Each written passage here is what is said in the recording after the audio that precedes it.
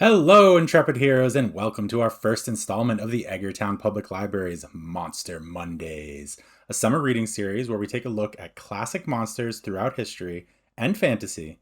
We'll explore their origins as well as taking a look at their strengths and weaknesses, so you can be prepared if you find yourself face to face with them as your foe. I wanted to start us off with a classic twist. Most of you have probably heard of Medusa before, but I bet you haven't heard the true tale of her origins. The story as we know it paints Medusa as the villain and an evil to be removed from the world. The truth of her origin may just change your mind. Medusa was once a beautiful priestess of the goddess Athena.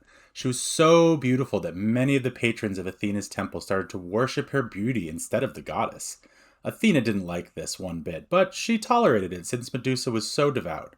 Poseidon, the god of the sea, fell deeply in love with Medusa and one day expressed that love within Athena's temple.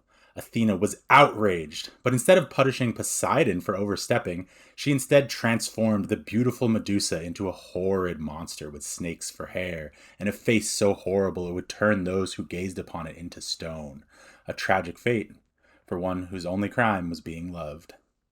There are many other stories of the origin of Medusa. Some say she was the first of three sisters. Many paint her as the villain from the start, with no insight into her origins, and in some circles, Medusa is simply one of the race called Gorgons, all of whom share her petrifying power. The main unifying aspect of all Medusas is that their gaze has the power to turn people into stone. If you find yourself in the unfortunate situation of having to confront a Gorgon or Medusa herself, remember these few tips and tricks. First, keep your distance. The snakes in her hair are for more than just show. Most believe that their bite contains a vicious venom that will lay you low without even contending with her gaze. Second, avoid her direct gaze at all costs. This can be accomplished through the Perseus method of using a mirrored surface, or by fighting blind and keeping your gaze focused on her feet rather than her face. And finally, even if you manage to defeat her, stay on guard. Many tales speak of her petrifying gaze staying potent well after her death. Remember, too, that Medusa and her kin are intelligent beings, so it's always worth giving diplomacy a shot if you can risk it. You can investigate and fight against this and more monsters in the great tabletop role-playing game Monster of the Week, which is available through your local Clams library.